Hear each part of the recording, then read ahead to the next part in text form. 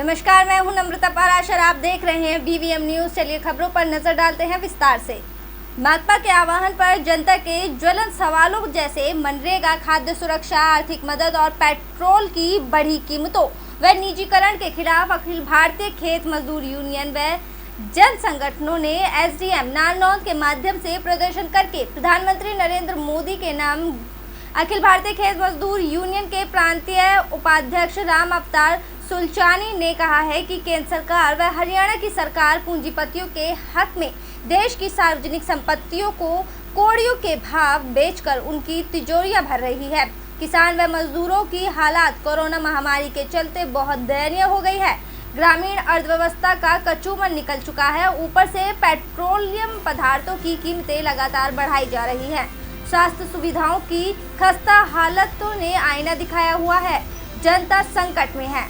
अर्थव्यवस्था को पटरी पर लाने के लिए मनरेगा के लिए अतिरिक्त 1 लाख करोड़ रुपए का बजट दिया जाए और साल में 250 दिन काम व 600 रुपए प्रतिदिन मजदूरी की जाए। शहरों के लिए भी काम दिया जाए। कोरोना महामारी के चलते गरीब लोगों के परिवारों को 7,500 रुपए प्रति महीना आर्थिक मदद की जाए व मजदूर, गरीब लोगों और किसानों को 6 महीनों तक राशन दिया जाए।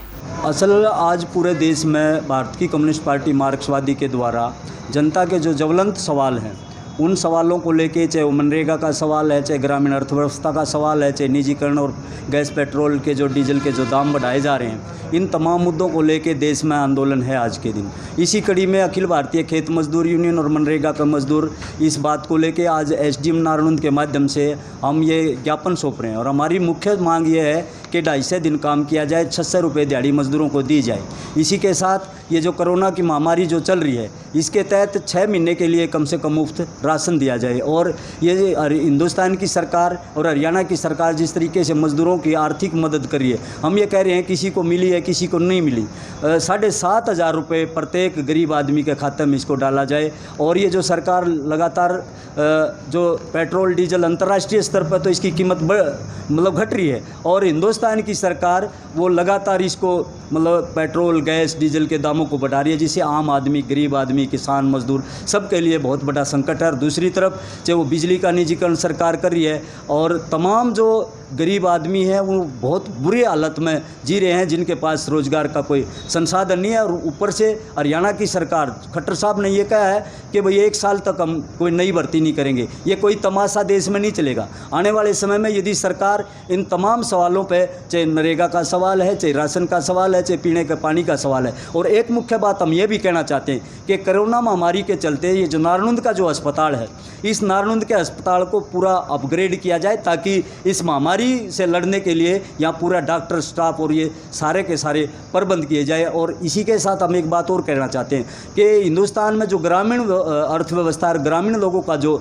दिनचर्या है वो बहुत ही विकटपूर्ण परिस्थिति में है। उनके लिए इलाज की कोई गारंटी, उनके कोई चेकअप की गारंटी, और ख़ास करके जो नरेगा का मजदूर, सैकड़ों मजदूर एक साइट पे काम करते हैं, लेकिन उनके लिए ना कोई सैनिटाइज़र का प्रबंध है, ना वहाँ पे कोई मास्क वगैरह का कोई दिया जा रहा है, वहाँ कोई छाया का प्रबंध नहीं है। और यदि कोई मौत वगैरह हो जाती है, जैसे पिछले दिन खेड़ा खेमावती में मिट्टी गिरने से मजदूरों की मौत हुई, सरकार उसके लिए 25,000 का प्रावधान करती है। बाकी जो मजदूर है वही मजदूर खेत में जाता तो 5 लाख, भवन निर्माण पर जाता तो 5 लाख। बल्कि आपने कैप्टन साहब के बारे में जब धरना लगाया था, आपने हमारी बात उठाई थी, तो उसमें 1,25,000 का 21,000 के लगभग कुछ मदद हुई थी। हम ये कहना चाहते हैं जब 5 लाख का प्रावधान है तो ये 5 लाख रुपये दिए जाने चाहिए। यदि सरकार इन बातों को लेकर गौर नहीं करती तो आने वाले समय में चाहे हरियाणा की सरकार है, चाहे केंद्र की सरकार है, मोदी साहब कह रहे हैं कि 20 लाख करोड़ रुपये हमने पूरे देश के इस कोरोना महामारी को से लड़ने के लिए, अर्थव्यवस्था को ऊपर लाने के लिए कर दिए। हम कह रहे हैं कि हिंदुस्तान की पॉपुलेशन 135 करोड़ है। यदि आप 2 पूंजीपतियों का घर भर रहे हैं, आम गरीब किसान मजदूर के नासा में मतलब दम कर दिया है, तो ये बात सहन करने योग्य नहीं है। इसके खामियाजे हरियाणा की सरकार को और केंद्र की सरकार को भुगतने पड़ेंगे। आज इस चलिए बढ़ते अगली खबर की ओर। सरकार प्राइवेट स्कूलों को खत्म करने की साजिश रच रही है। राम अवतार शर्मा ने इस बात को कहा है और साथ ही उन्होंने कहा है कि अगर ये विरोध प्रदर्शन वापस नहीं लिया गया तो ये और कड़ा रुख अपनाएगा। पूरे हरियाणा में एक बड़ा आंदोलन होगा। Federation of private school of Haryana के महासचिव राम अवतार शर्मा ने कहा है कि ऐसा लग रहा है कि हरियाणा शिक्षा विभाग प्राइवेट स्कूलों को खत्म करने पर आमदा है। जी हां, आज शिक्षा निदेशालय पंचकुला द्वारा जारी एक लेटर में सरकारी स्कूलों में दाखिले को लेकर शिक्षा निदेशालय ने बड़ा विचित्र फैसला लिया है। इसके अनुसार अब सरकारी स्कूलों में दाखिला लेने के लिए स्कूल लिविंग सर्टिफिकेट की जरूरत नहीं पड़ेगी। सभी जिला शिक्षा अधिकारियों को निर्देश जारी किए गए हैं कि सरकार स्कूलों में आने वाले हर बच्चे को तुरंत दाखिला देगी और चाहे उसके पास स्कूल लिविंग सर्टिफिकेट ना हो। लेटर में आगे कहा गया है कि ऐसे विद्यार्थियों के पिछले स्कूल को सरकारी स्कूल की ओर से दाखिले के बारे में भी सूचित कर 15 दिन में स्कूल लिविंग सर्टिफिकेट जारी करने का आग्रह किया जाएगा। आज हरियाणा एजुकेशन डिपार्टमेंट ने एक लेटर जारी किया है जिसमें लिखा है कि हरियाणा में सभी डीओ को आदेश दिए हैं कि हरियाणा में पढ़ने वाले प्राइवेट स्कूलों में पढ़ने वाले बच्चे को अगर सरकारी स्कूल में एडमिशन लेना है तो उसको स्कूल लिविंग सर्टिफिकेट की ज़रूरत नहीं है। उसको ऑटोमेटिक उसका एडमिशन बिना एसएलसी के गवर्नमेंट स्कूल करेंगे। तो ये प्राइवेट स्कूलों के खिलाफ बहुत बड़ी साजिश रची जा रही है, क्योंकि हमारी फीसें पिछले सत्र की बहुत सारी हमारी फीस बकाया है प्राइवेट स्कूलों की। ये 3 महीने की फीस बकाया है।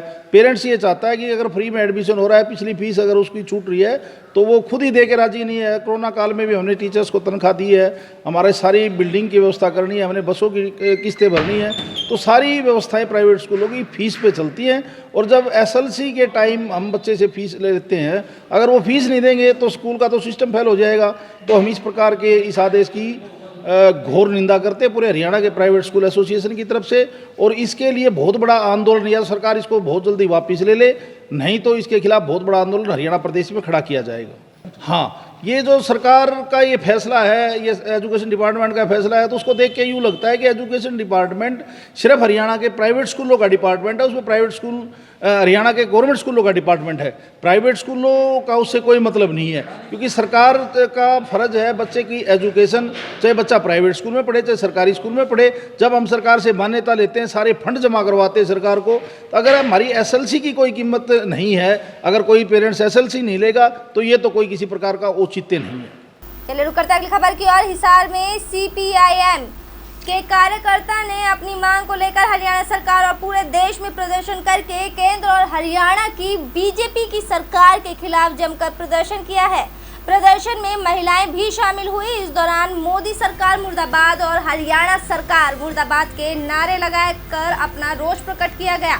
वक्ताओं ने कहा है कि सरकार ने संगठनों से मिलकर लॉकडाउन लगा दिया, जिसके कारण करोड़ों मजदूरों की हालत खस्ता हो चुकी है और उनका रोजगार छिन गया है।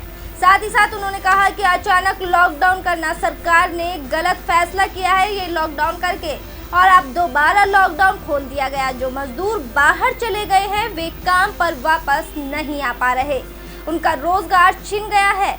जी, ये सीपीआईएम की ओर से पूरे देश में ये जो कोरोना महामारी के समय जो सरकार बदमाशियां कर रही हैं, वो क्या क्या बदमाशियां और हमारी क्या मांग है सरकार से, इस बात को लेकर आज पूरे हिंदुस्तान के अंदर प्रदर्शन है हमारा। उसके तहत हम ये क्रांतिमान पार्क में यहाँ भी है, बरवाड़ा भी है, हांसी भी है, 3 जगह हमारे, अकुलाना भी है, 4 जगह हमारे कार्यक्रम जिला में यहाँ हम कर रहे हैं। तो मुख्य जो सवाल है, एक तो हम ये कहना चाहते हैं सरकार से, जब लॉकडाउन की घोषणा की बगैर सोचे, बगैर किसी राजनीतिक पार्टियों को से, बगैर ट्रेड यूनियनों से, बगैर जनसंगठनों से, बगैर कोई उद्योगिक घरानों से, सबसे सलाह ले बगैर एकदम 4 घंटे के नोटिस पर जो लॉकडाउन किया, इसका हमने विरोध किया पूरे देश में, पहले भी किया और आज भी कर रहे हैं। क्योंकि इसकी कोई योजना उस ढंग से नहीं थी। जो लोग कहीं विदेश में गए हुए थे, कोई प्रवासी मजदूर थे, चाहे कोई कहीं अपना रोजगार, कर्मचारी, काम धंधे के लिए गए हुए थे, बिजनेसमैन गए हुए थे हरियाणा के, राजस्थान के, मध्य प्रदेश, वो सारे वहीं रुक गए। और फिर जब ये बीमारी बढ़ गई, वो रुक नहीं रही, अब वो लॉकडाउन खोल दिया, तो अब ये सारा उथल पुथल हो रहा है। अभी 20 लाख करोड़ की घोषणा सरकार ने की है, मोदी जी ने, कि 20 लाख करोड़ खर्च करेंगे। कहाँ करेंगे खर्च? कोई बेड खरीदेंगे, हॉस्पिटल्स नया खोल लेंगे, डॉक्टर नए भर्ती करेंगे, नर्सिस को नए भर्ती करेंगे, या कोई आशा वर्कर या कोई और दूसरे कर्मचारियों की भर्ती करेंगे, उसकी कोई योजना सरकार के पास नहीं। बल्कि ठेका के जो कर्मचारी हैं स्वास्थ्य विभाग के अंदर, उनको हटाने का इन्होंने फरमान जारी किया। अब हमने आंदोलन किया, तब 3 महीने के लिए वो उनका नोटिस रुका। हम कहना चाहते हैं ये जो सरकार के जो अदायगी होती है, सरकार को जो टैक्स जो नहीं देते हैं। खबर में बात करते हैं बवानीखेड़ा की। बवानीखेड़ा क्षेत्र के गांव कुंगड़ा में राशन डिपो के संचालक की सरेआम गुंडागर्दी सामने आई है। राशन डिपो संचालक द्वारा राशन लेने आए युवक और महिला की डंडे से मार पिटाई की गई और उन्हें गंभीर रूप से घायल किया गया। मारपीट का कारण राशन का कम ज्यादा डालना बताया जा रहा है, जिससे मामूली कहासुनी के बाद ये मामला मारपीट तक जा पहुंचा। पीड़ित पक्ष का आरोप है कि डिपो संचालक ने उन्हें कम राशन डाला जा रहा था, कम राशन वो उसे दे रहा था, जिसकी कहासुनी पर यह मामला मारपीट तक जा पहुंचा। डिपो संचालक द्वारा उन्हें जातिवादक गालियां भी दी गई। मारपिटाई के दौरान मौके पर उपस्थित ग्रामीणों द्वारा इस मामले को समझा बुझाकर शांत करवाया गया। इस दौरान महिला के आरोप थे कि उनका ससुर सुबह गांव के राशन डिपो से राशन लेने गया था। राशन लेने गए थे सुबह डिपो पे, मैं मेरा ससुर जी, तो वो राशन कम दे रहा था, हम राशन लेने पूरा वो कम दे रहा था। इस बात पे हमारी मार कुटाई हुई। उसने अच्छा बूढ़ा बोला हमारे साथ। हमारी जात बिरादरी को भी बहुत कुछ कहा, डेड कमीन बहुत कुछ कहा। मेरे ससुर को भी मारा, मेरे को भी हाथापाई की। कम राशन दे रहा था वो। खबरों में बात करते हैं बल्लभगढ़ की। सरकारी अस्पताल के अंदर पुलिस की मौजूदगी में हत्या का मामला सामने आया है। दिल दहला देने वाला ये मामला बल्लभगढ़ से सामने आया है, जहां के सरकारी अस्पताल में झगड़े के बाद मेडिकल कराने आए एक बुजुर्ग व्यक्ति की दूसरे पक्ष के युवक ने इमरजेंसी के अंदर ही चाकुओं से गोदकर उसकी हत्या कर दी है। फिलहाल पुलिस ने मामला दर्ज कर हत्या के आरोपी को राउंड अप कर लिया है और उससे पूछताछ में जुटी है। आपकी टीवी स्क्रीन पर दिखाई दे रहा ये नज़ारा बल्लभगढ़ के सरकारी अस्पताल का है, जहां की इमरजेंसी में सेक्टर 2 के रहने वाले बुजुर्ग उमाशंकर की हत्या कर दी गई है। दरअसल उमाशंकर प्रिंसिपल के पद से सेवानिवृत्त हुए थे और इन दिनों सेक्टर 2 की आरडब्ल्यू के वर्तमान प्रधान थे। पुलिस के मुताबिक आरडब्ल्यू के पूर्व प्रधान से उनकी किसी बात पर अनबन चल रही थी और देर रात दोनों पक्षों में किसी बात को लेकर झगड़ा हुआ, जिसके बाद उमाशंकर स्थानीय चौकी जा पहुंचे और पुलिस से इस मामले में शिकायत दर्ज करने को भी कहा। पुलिस अधिकारियों ने मेडिकल कराने के बाद उन्हें एक पुलिसकर्मी के साथ बल्लभगढ़ के सरकारी अस्पताल भेजा था। जिस समय वो अपना मेडिकल करा रहे थे, उसी दौरान दूसरा पक्ष भी वहां पर जा पहुंचा और पुलिस के सामने ही अस्पताल की इमरजेंसी में सरेआम चाकू से गोदकर उनकी हत्या कर दी। पहले झगड़ा हुआ था सेक्टर 2 में, उसके बाद वो एमएलसी कटवाने के लिए आ रहे थे और उसी टाइम मौके पर दोनों पार्टियां आई हुई थी। लगभग रात को 10:30 बजे की बात है और उसके बाद उन दोनों पार्टियों में से ही अपोजिशन वाला कोई बच्चा, एक बंदा आया, उसने चाकू भोंक दिए और उस कारण से ऑन स्पॉट वो डेथ कर गया। डॉक्टर साहब, सवाल ये है कि चाकू उसके पास कहाँ से आया? क्या वो अपने जेब में लाया था या डॉक्टरी चाकू इस्तेमाल किया है? चाकू वो साथ में लाया था। चाकू काफ़ी बड़ा बता रहे हैं। नाइट ड्यूटी में जो डॉक्टर था उसके सामने की घटना है और वो लेके उसको फिर साथ में ही ले भी गया। बाकी पुलिस से मेरी बात हुई है, वो गिरफ्तार कर लिया गया है। वो साथ ही लेकर आया था, कोई डॉक्टरी का चाकू नहीं था। चाकू काफ़ी बड़ा बता रहे हैं। सुरक्षा व्यवस्था के बारे में क्या कहेंगे? पुलिस तो पुलिस, अस्पताल प्रशासन की भी बॉडीगार्ड को बोलते हैं सुरक्षाकर्मी, वो थे वहाँ पर, लेकिन उन्होंने भी शायद रोकने का प्रयास। तो जो मौजूदा प्रेसिडेंट है उमाशंकर, जो रिटायर्ड प्रिंसिपल है, वो शिकायत लेके आए थे कि मेरे साथ महेश ने मतलब मेरे साथ मारपीट की घटना करी है। तो उनके साथ पुलिस चौकी से एक जवान भेज दिया था मेडिकल कराने के लिए। थोड़ी देर बाद दूसरा पक्ष जो महेश है, जो एक्स प्रेसिडेंट है, तो वो भी चौकी में आया कि मेरे साथ भी उसके साथ मारपीट हुई है। तो उसको बोल दिया गया कि आप थाने में, वहाँ हॉस्पिटल चले जाओ, वहाँ हमारा एक मुलाजिम है, आपकी MLR करवा देंगे।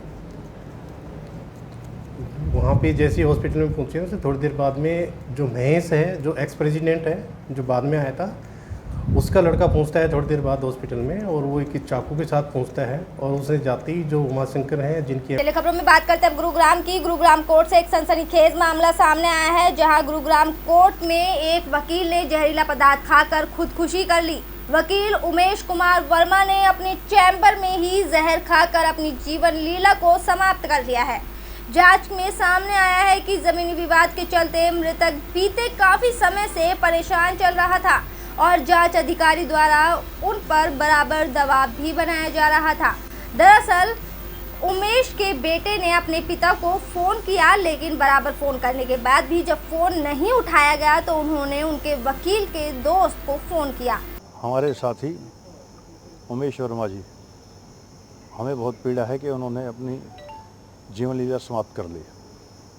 उसके लिए जो जिम्मेदार लोग हैं, जो हमें जानकारी मिली है, इसके अंदर एक एफआईआर दर्ज की गई और जो उसमें जांच अधिकारी हैं वो बार बार उनको प्रेशर कर रहे थे, गलत तरीके से उनको थाने में बुला रहे थे और उन्होंने अपनी इस पीड़ा को वकील भाइयों के साथ व्यक्त तो किया, लेकिन वो इस गलत तरीके से जो जांच अधिकारी प्रताड़ित कर रहे थे उसको सहन नहीं कर पाए और उनके ऊपर जो एफआईआर दर्ज हुई, इससे पहले भी एफआईआर दर्ज हुई थी, उसके अंदर उनको पाक साफ घोषित कर दिया गया था। लेकिन पुनः दोबारा से उनको परेशान करने के लिए जो इसके अंदर एक व्यक्ति है जिसके बारे में जानकारी हमें मिली है, डालचंद नाम का व्यक्ति है और जांच अधिकारी अब्दुल्ला करके हैं कोई, वो बार बार उन्हें परेशान कर रहे थे और हमारे जो वकील साहब इस दुनिया में नहीं रहे, उन्होंने जो जानकारी अन्य वकील साहिबान को दी कि जांच अधिकारी और डालचंद मिलकर मुझे प्रताड़ित कर रहे थे और जांच अधिकारी के बारे में डालचंद नाम का व्यक्ति जो इसके अंदर शिकायत पक्ष है, उसने कहा कि मेरा जांच अधिकारी के साथ टाई अप हो गया है, आधी प्रॉपर्टी उसको मैं दे दूँगा, आधी मैं अपने पास रखूँगा, लेकिन मैं तुझे नहीं छोड़ूंगा। उनकी 20 साल पहले जो है हमारे वकील साहब ने कोई प्रॉपर्टी ली थी, उस पर अपना मकान भी बना लिया था, उस मामले को लेकर ये सारा विवाद था। ये जो इसमें जांच अधिकारी हैं वो बार बार हमारे वकील साहब को परेशान कर रहे थे, उन्हें थ्रेट कर रहे थे कि मैं तुझे अंदर दे दूंगा, मैं हवालात के अंदर डाल दूंगा तुझे, जबकि लॉकडाउन चल रहा है और इस लॉकडाउन के अंदर माननीय हमारे जो पुलिस आयुक्त महोदय हैं उनका भी निर्देश है कि किसी को भी अभी जो है वो थाने के अंदर पूछताछ के लिए ना बुलाया जाए। इस प्रकार के मामले में सेक्टर 9 थाने का मामला है। जो इसमें जांच अधिकारी है, मैं आपके चैनल के माध्यम से ये निवेदन करता हूं कि हमारे वकील साहब को सही मायने में अगर उन्होंने जीवन लीला जो समाप्त की है उसके लिए अगर कोई दोषी है तो जांच अधिकारी अब्दुल्ला नाम के अधिकारी और जो इसमें डालचंद नाम का व्यक्ति है वो दोनों लोग जिम्मेदार हैं और उनके खिलाफ कार्रवाई होनी चाहिए। बार एसोसिएशन की अगर आप बात करते हैं तो अगर हमारे साथी को न्याय नहीं मिला तो हम शासन और प्रशासन की ईंट से ईंट बजा देंगे और मैं ये शासन और प्रशासन से मांग करता हूं कि उनको न्याय दिया जाए। अपने चैम्बर में आज उनके बेटे का फ़ोन आया, हमारे वकील साहब हमारे सेक्रेटरी रहे हैं हेमंत जी, उनके पास फ़ोन आया कि पापा लगातार काफ़ी। चलिए एक बार फिर से बात करते हैं फरीदाबाद की। फरीदाबाद में एक छात्र ने पढ़ाई के लिए एकत्रित किए रुपयों को जरूरतमंदों और बेजुबान जानवरों की मदद के लिए खर्च किया है। लॉकडाउन की वजह से भूखे जरूरतमंदों और जानवरों को छात्र मनोज यशवंत ने खाना खिलाकर उनका बीड़ा उठाया, खाना खिलाने का उनका बीड़ा उठाया। फरीदाबाद व एनआईटी विधानसभा क्षेत्र में रहने वाले छात्र मनोज यशवंत ने पोस्ट ग्रेजुएशन करने के लिए दिहाड़ी मजदूरी करके पैसा इकट्ठा किया था, जिसे अब समाज सेवा में उन्होंने लगा दिया है। इस दरियादिली की बात जो भी कोई सुन रहा है वो तारीफ करते नहीं थक रहा। जनता कर्फ्यू से लेकर लॉकडाउन बंद तक आपने कई तस्वीरें देखी होंगी जिसमें विभिन्न समाज सेवी संगठन एकजुट होकर गरीबों और जरूरतमंद लोगों की मदद करते दिखाई दे रहे थे।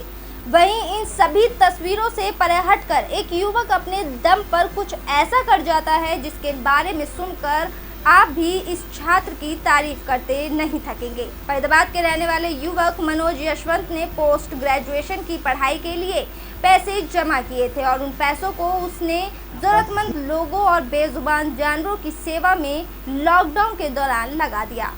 वहीं आपको बता दें कि इस युवक ने अपनी पढ़ाई के लिए जो पैसा जमा किया था वो पैसे उसने दिहाड़ी मजदूरी करके जुटाया था। कच्चे से लेकर पक्के राशन तक की मदद करी और यह मदद मैंने खुद अपने जेब से जो भी मेरे से बनता था मैंने करी।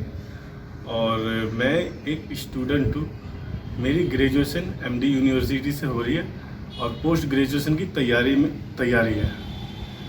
और आने वाले कल में मैं सोच रहा था पोस्ट ग्रेजुएशन करूं, जिस दौरान मैं थोड़े बैलेंस इकट्ठे करना चाह रहा था, तो उसी के लिए मैंने दिहाड़ी मजदूर में मैंने काम करा था।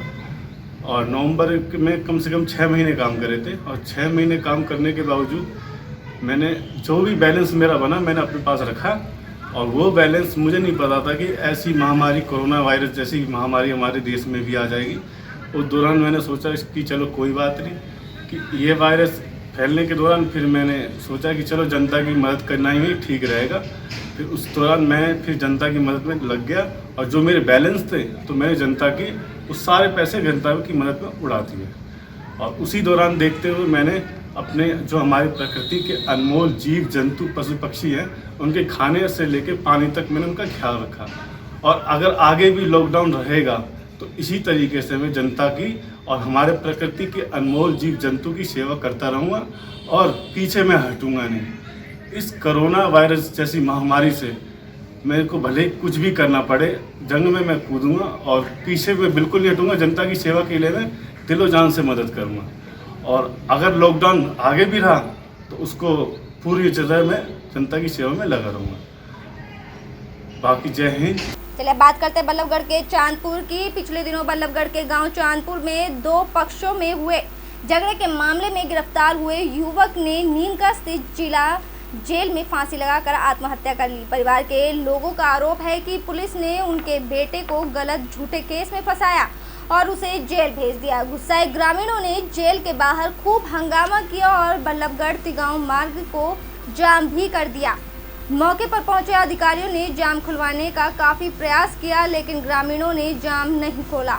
जाम लगा रहे लोगों और विलाप कर रहे लोगों ने खूब आरोप लगाया और अपना रोष प्रकट किया है। ये सभी लोग चांदपुर के गांव के रहने वाले हैं, जिनके 23 वर्षीय बेटे की नीमका जेल में मौत हो गई है। दरअसल पिछले दिनों चांदपुर के 2 पक्षों में झगड़ा हुआ था, तो पुलिस ने सोनू नामक आरोपी के खिलाफ कार्रवाई की। 2 गांवों की एक प्रतियोगिता थी जिसमें कुछ बच्चों की झगड़ा हो गया। अचानक ये पुलिस वाले सिविल वर्दी में पहुंचे, इन्होंने हक्करी नहीं धक्करी, इन्होंने लाठी चार्ज कर दिया। उसमें एक बच्चे का कंधा टूट गया। उसमें तो कोई कार्रवाई नहीं करी पुलिस वालों ने। जो एक जिसका केस में भी नाम दर्ज नहीं है उसको अरेस्ट करके उसे ऐसी कोई सी धारा नहीं, जो धारा नहीं लगाई, और वो भी एक सिविल वर्दी में। पुलिस प्रशासन को क्या वो हक है कि एक सिविल वर्दी में जाके किसी पे लाठी चार्ज करना? वो तो एक गुंडागर्दी है। हमें क्या पता वो पुलिस वाले की गुंडे हैं। और फिर 307 ऐसी संगीन अपराध जो धाराएं लगाई है, जो एक स्टूडेंट है जिसने कोई अपराध नहीं किया, वो भी एक गरीब का बच्चा। फिर इन्होंने क्या किया कि 2 धारा में एक कोरोना पॉजिटिव का वो लगा। जब इसे पता कि कोरोना पॉजिटिव है तो हमारे फैमिली को क्यों नहीं बताया?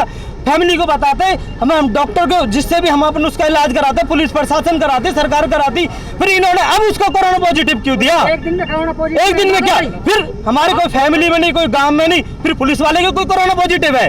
कौन सा गांव का मामला है? ये अपना साझापुर गांव और चांदपुर के बीच। सोनू नाम है उसका, सोनू प्रजापति, गांव साझापुर से। हादसा हुआ था उसका रंगे? हाँ जी, कब ये हादसा हुआ था? ये हादसा हुआ 14 तारीख को थी इनकी प्रतियोगिता। उसमें हादसा हुआ था कि ये घने सारे बच्चे थे। उनकी क्या है कि बच्चों ने नहीं सोचा कि ये पुलिस वाले क्या है, सिविल वर्दी में थे। अब इन्होंने क्या है संगीन अपराध ये लगा रखे हैं कि हमारी वर्दी फानी, हमारे पैसे छीने। पुलिस के पैसे कौन छीनेगा? वर्दी कौन फाड़ेगा? जो उसमें है ही नहीं वर्दी वो चीज साबित ही नहीं। पता पड़ा कि लड़का ये लड़के का भी पता पड़ी हमें एक आध घंटे में, सुबह शाम के टाइम में जांच अधिकारी का नाम क्या जो जांच कर रहे थे? केशुराम, जो कि खुद एक जिसमें मतलब कि जो भी कुछ कार्रवाई वही कार्रवाई करने वाला वही मुकदमा। रुक करते अगली खबर की ओर। हिसार जय भीम आर्मी के चेयरमैन संजय चौहान ने पुलिस को एक शिकायत देकर टिकटॉक पर आपत्तिजनक जातिगत टिप्पणी करने वाले व्यक्ति के खिलाफ एचटीएम थाने में SC/ST एक्ट के तहत मुकदमा दर्ज करवाया है। संजय चौहान ने आरोप लगाया कि वे 15 जून को टिकटॉक चला रहे थे, तो एक ID हरियाणा.123 संदीप मौर्य से एक वीडियो दिखाई दिया जिसमें विशेष जाति के बारे में आपत्तिजनक टिप्पणी की गई थी। चौहान ने बताया कि इस टिकटॉक वीडियो में जो व्यक्ति दिखाई दे रहा है वो एक विशेष जाति पर गलत टिप्पणी कर रहा है। इस मामले में उसने शिकायत दर्ज कराई है। संजय चौहान है जो कि भीम आर्मी ट्रस्ट के प्रधान है हिसार से, जिन्होंने शिकायत की कि उनके मोबाइल पर टिकटॉक के माध्यम से किसी व्यक्ति ने, जिसका नाम मनदीप मौन है, जिसने अपने टिकटॉक के माध्यम से एक रागिनी है जो किसी जाति विशेष की को लेके है, उसके बारे में अपनी अभिव्यक्ति व्यक्त की है, जो कि गलत है, जिस पर हमने SC/ST एक्ट के तहत मुकदमा दर्ज कर लिया है। बहुत जल्द उसको गिरफ्तार किया। तो सर इसमें किस तरह की आपत्तिजनक बातें बोली गई? इस प्रकार की टिप्पणी करके वो पढ़े लिखे का जो SC/ST समाज के जो पढ़ने लिखने लग रहे हैं उनका मजाक उड़ाया जा रहा है। इस प्रकार से अपने मनोरंजन के लिए किसी व्यक्ति विशेष को कोई अधिकार नहीं है किसी जाति के ऊपर टिप्पणी करना, और ये बिल्कुल सरासर गलत है। मैं इसकी निंदा करता हूँ और जो इसके खिलाफ जो FIR दर्ज हुई है उसमें मैं इसकी गिरफ्तारी की मांग करता हूँ। और ये मनजीत मौन और जो मान सिंह है ये सार्वजनिक रूप से माफी मांगे और इसको प्रशासन जल्द से जल्द गिरफ्तार। चलिए खबरों में बात करते हैं अब जींद की। जींद जिले में कोरोना पॉजिटिव के 3 नए मामले सामने आए हैं। इसमें रानी तालाब स्थित इलेक्ट्रॉनिक शोरूम संचालक की रिपोर्ट पॉजिटिव आई है, जबकि दूसरा कोरोना पॉजिटिव जाजवान गांव का रहने वाला है और हरियाणा रोडवेज में पलवल में परिचालक के पद पर कार्यरत है। जबकि तीसरा मामला नरवाना की रेलवे कॉलोनी निवासी 50 वर्षीय महिला की रिपोर्ट पॉजिटिव आई है। जिले में कोरोना पॉजिटिव के एक्टिव केसों की संख्या अब 47 हो गई है। जिले में अब तक कोरोना पॉजिटिव के 86 मामले सामने आए हैं। इसमें से 34 लोग ठीक होकर अपने घर लौट चुके हैं, जबकि 4 कोरोना पॉजिटिव की मौत हो चुकी है। इलेक्ट्रॉनिक शोरूम के संचालक की रिपोर्ट पॉजिटिव आते ही शहर में ये बात आग की तरह फैल गई, क्योंकि गर्मी का मौसम होने के चलते इलेक्ट्रॉनिक शोरूम पर काफ़ी लोग का आना जाना था और सामान की वो लोग खरीदारी कर रहे थे। स्वास्थ्य विभाग की टीम अब पिछले 1 सप्ताह से उनकी दुकान के सामान खरीदने वाले लोगों की लिस्ट तैयार कर रही है, ताकि उनके संपर्क में आए लोगों का भी पता चल सके। और स्वास्थ्य विभाग ने कोरोना पॉजिटिव को होम क्वारंटाइन कर दिया है। जी, आज के अपडेट में आपके पास 4 पॉजिटिव केस आए हैं और इस प्रकार हमारे पास 82 पॉजिटिव टोटल केस अब तक आ गए हैं, जिनमें से एक्टिव 36 और रिकवर्ड 42। तो आज जो पॉजिटिव आए कहाँ के नजर हैं, आज किस तरह की हिस्ट्री है? देखिए, हिस्ट्री के लिए हमारी टीम गई है इनकी हिस्ट्री कॉन्टैक्ट लेने के लिए।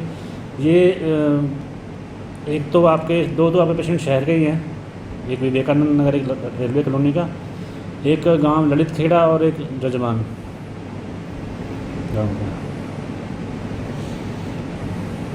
तो स्वास्थ्य विभाग किस तरह की क्या किया जा रहा है? देखिए, इनका जो स्वास्थ्य विभाग की जो टीमें होती हैं, हमारे जो आगे हेल्थ वर्कर होते हैं, आशा वर्कर होते हैं, वो इसकी पूरी जो इसकी हिस्ट्री है, वैसे तो सैंपल लेते हुए हिस्ट्री ली जाती है, लेकिन अभी इस टाइम अपडेट नहीं है मेरे पास। तो भी जो सैंपल दे रहा है वो किस वजह से सैंपल दे रहा है, उसको कोई सिम्टम है या वो ट्रैवलिंग किया था या किसी पेशेंट कॉन्टैक्ट में आया था, वो सारी हिस्ट्री होती है।